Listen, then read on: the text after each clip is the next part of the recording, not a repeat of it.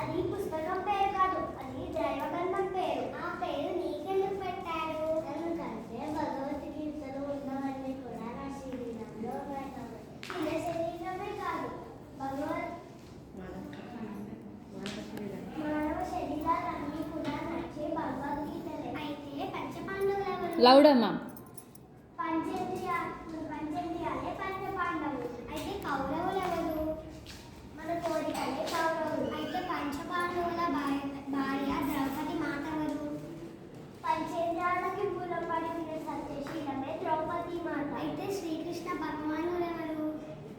నీలోను నాలోను నిండి ఉన్న జ్ఞానమే శ్రీకృష్ణ భగవానుడు. మరి భగవద్గీతలో ఏమున్నాయి? 700 శ్లోకాలు ఉన్నాయి. అందులో మొదటి శ్లోకం ఏమిటి? ధర్మక్షేత్రే 3 members can tell. Come on. అది కూడా నేనే ప్రశ్నతో మొదలవుతుంది.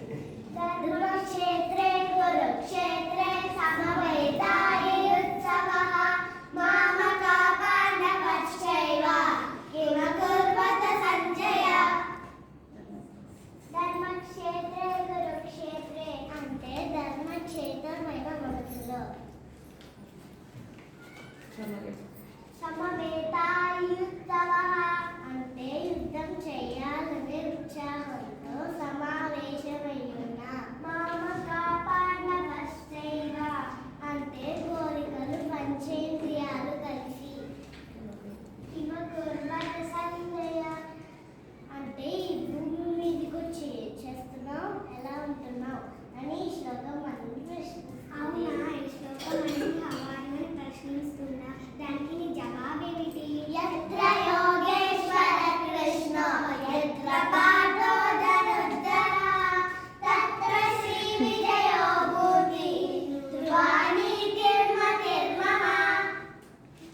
యత్ర యోగేశ్వర కృష్ణ అంటే ఎక్కడైతే జ్ఞానం నిండి ఉంటుందో. యత్ర పార్థో ధనుర్ధరః అంటే ఎక్కడైతే జ్ఞానం నిండి ఉన్న శిష్యుడు ఉంటారో. తత్ర శ్రీ విజయో భూతి అంటే కోరికలు